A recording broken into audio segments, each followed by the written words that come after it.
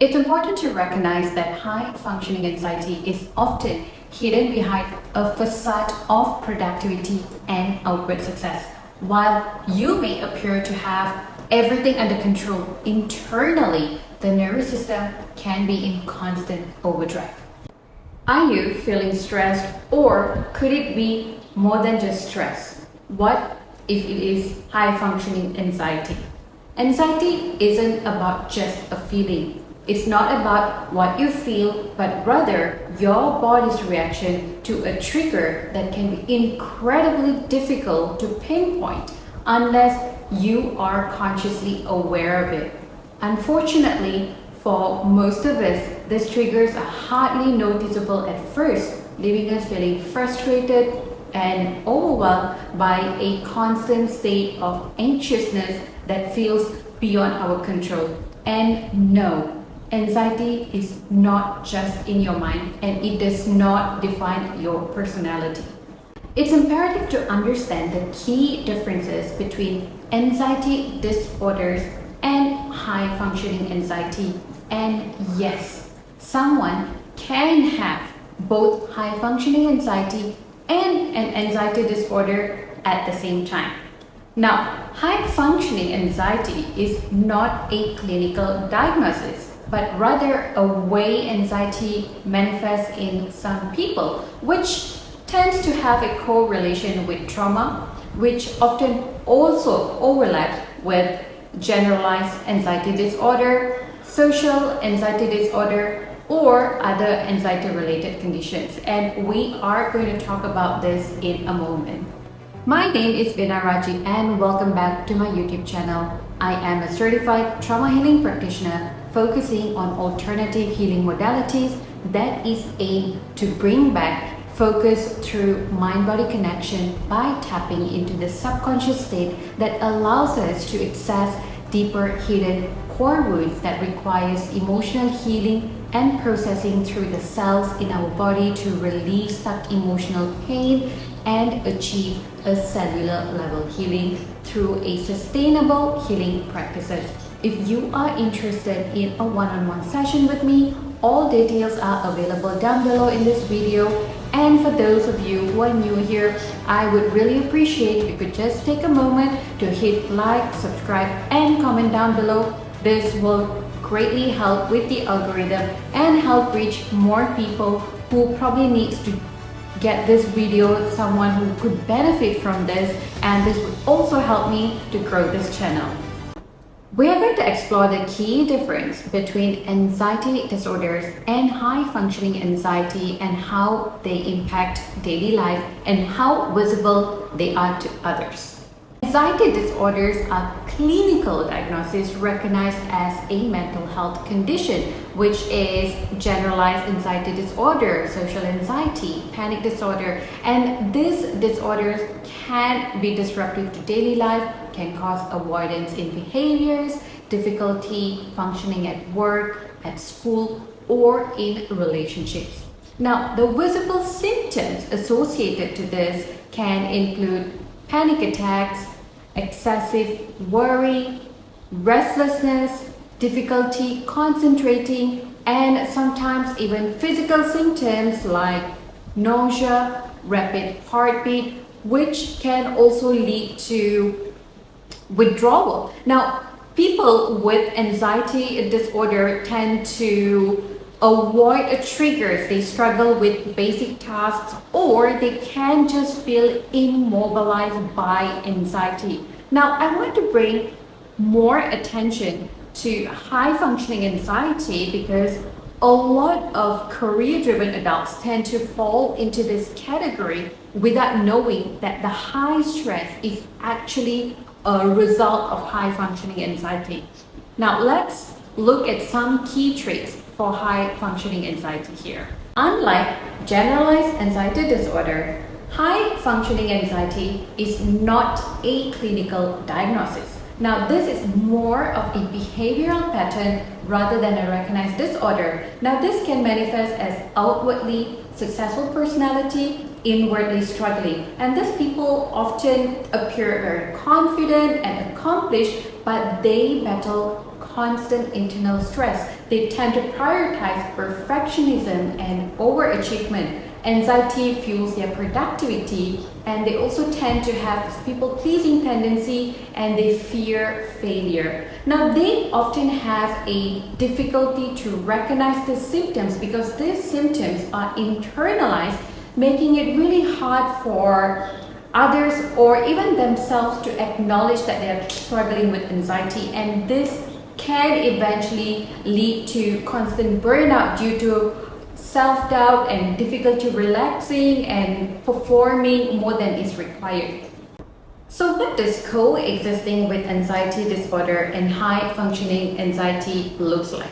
Now let's look at internal struggle versus external performance. Now, a person might meet the clinical criteria for an anxiety disorder, such as having excessive worry, panic attacks, and avoidance of behavior, while they are still able to maintain a high level of productivity, responsibility, and success.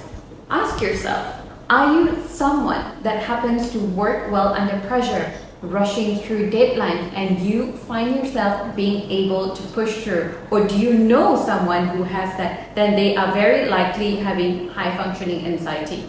Next is masking and coping mechanism. Now, these people with high functioning anxiety often push through their symptoms by overworking, people pleasing, or striving for perfection, and all this is done to make their anxiety feel less visible to others. Now let's look at the cycles of burnout and exhaustion. The constant pressure to perform despite experiencing severe anxiety can lead to chronic stress, burnout, and worsening their mental health over time. And they do have a very difficult time seeking help, since high-functioning individuals often appear fine on the outside, and they may not realize that they are struggling with high-functioning anxiety, and they can become overwhelmed and easily disruptive.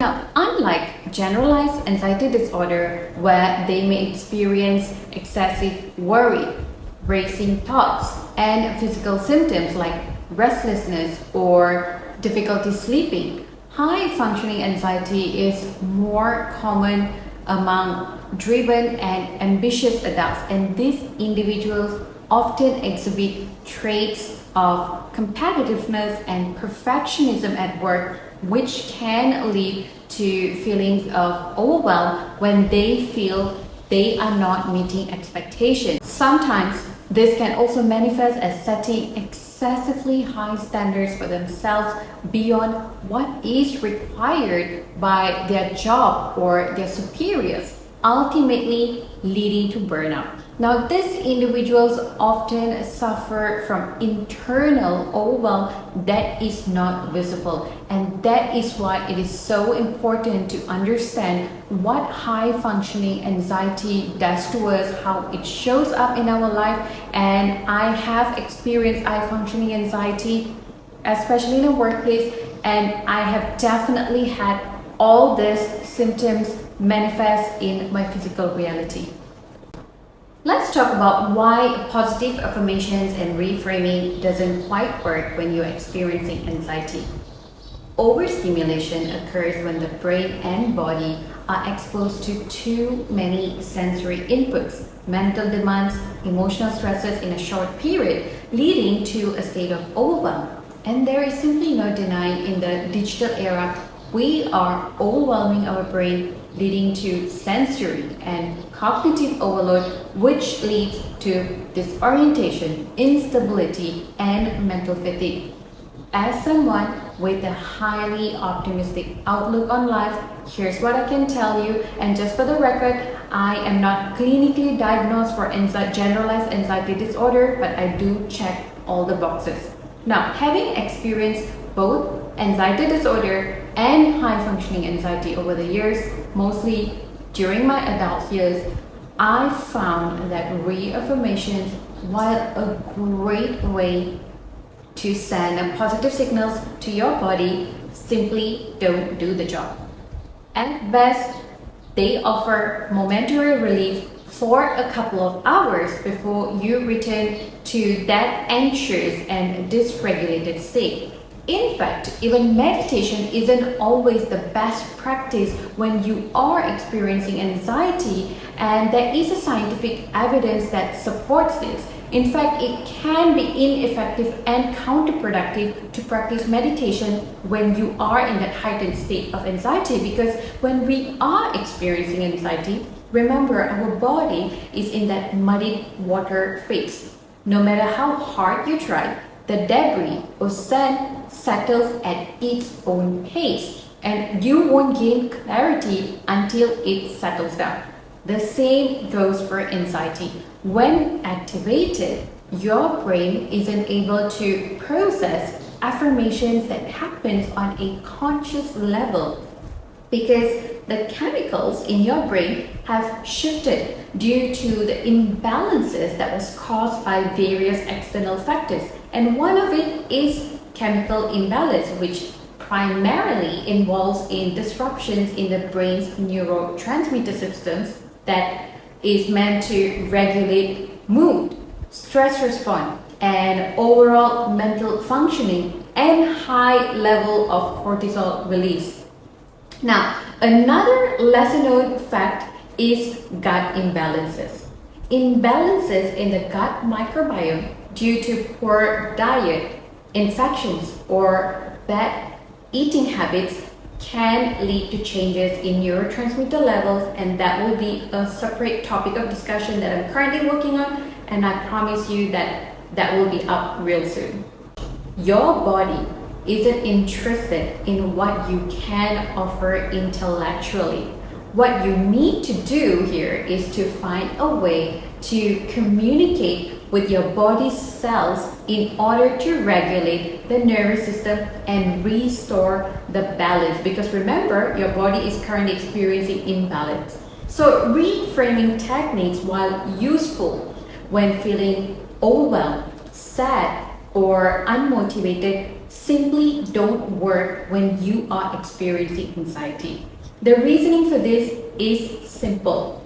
You first need to identify the trigger causing the imbalance in your brain, which affects your physiology. It presents physical symptoms. And most of the time, we don't even understand why we are feeling anxious in the first place. Now, anxiety is triggered by a perceived lack of safety. There is something outside of you that feels like a threat, and it needs attention.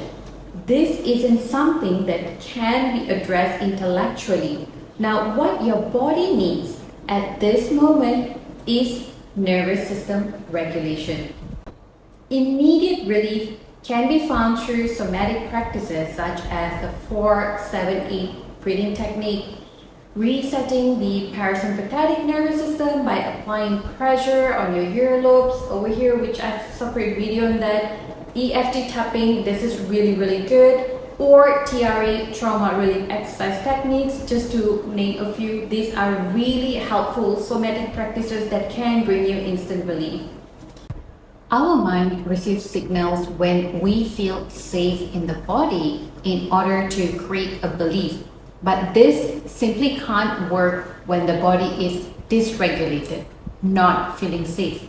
The unconscious mind will seek every possible way to protect you. And at this stage, the unconscious mind plays a more crucial role than the conscious mind, which operates on logic. Now, the unconscious mind is extremely powerful. We just need to understand its function and navigate accordingly to maximize its full function. It's important to recognize that high-functioning anxiety is often hidden behind a facade of productivity and outward success. While you may appear to have everything under control, internally, the nervous system can be in constant overdrive. Now, true healing begins when we stop relying solely on intellectual solutions like affirmations or reframing, and instead turn our focus on soothing the body and mind through practical somatic practices that can help us to restore the balance. Now, I do hope that you found this information and this video helpful, and if you would have any questions or if you have any comments, please do leave it down below in the comment section. I will definitely read the comments and I will be able to get back to you. And if you would like me to talk about any topic at all that is related to trauma and anxiety, please feel free to let me know, and I'll be more than happy to make content based on what you are looking for. So thank you so much, and I will see you again in my next video.